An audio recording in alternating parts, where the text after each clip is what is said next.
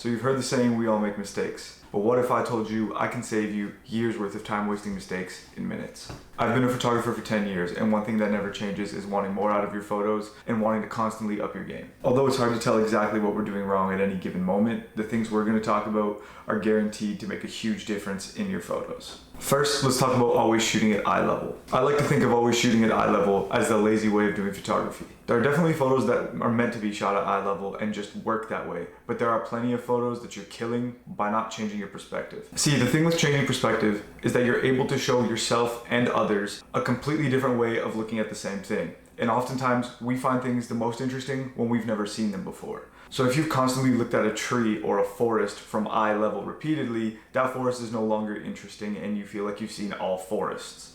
But the reality is, this is where tips like look up or get low come in. When we look up or get low, we end up with photos like these, as opposed to photos like these.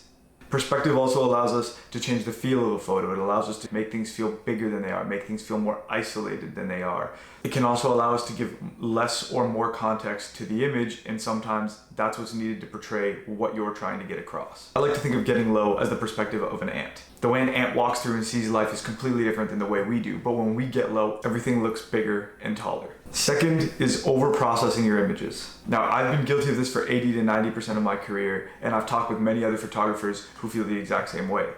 Over-processing your images is a great way of turning an already great shot into something that is just not visually appealing. Over-processing an image is like taking a photo and then giving it to your toddler and letting them draw in color all over that image. You wouldn't do that, so don't over-process your images. In my experience, the most over-processing comes from three main areas. That's cranking your clarity slider full so it looks like a 2008 Facebook edit, cranking your saturation slider full so it looks like a water painting, or over-blurring the background so much that no one can tell if you took that photo in the bathroom or at the top of the CN Tower. I've always been of the belief that post-processing is for enhancing your photos. And when we enhance a photo, we are making slight adjustments to really increase its wow factor, not drastic changes to that image. Third, we have blaming your equipment. I've been guilty of this. Every single photographer I've ever spoken to has been guilty of this, and I still hear it today. Yes, there is a point where your equipment will limit your abilities, but honestly, you're probably not there yet. And if you are, you'll know. The camera's not at fault for your over or under exposure. Your tripod's not at fault for your long exposures being shaky, unless you build your tripod out of toilet paper rolls. And your lens certainly isn't the reason why your photos are not interesting. Focus on things like composition, perspective, and creating the same feeling and atmosphere you felt while you were there in the moment taking the photo. Those will help you get to a better photo much quicker than a better lens. Once the fundamentals are there, you will start to quickly realize where your gear is limiting you. But until that point, you have to be able to self-reflect and be honest. Is it the gear or is it me? Fourth, we have neglecting the things you don't understand. And now, while I know you may be thinking that's an obvious one, hear me out.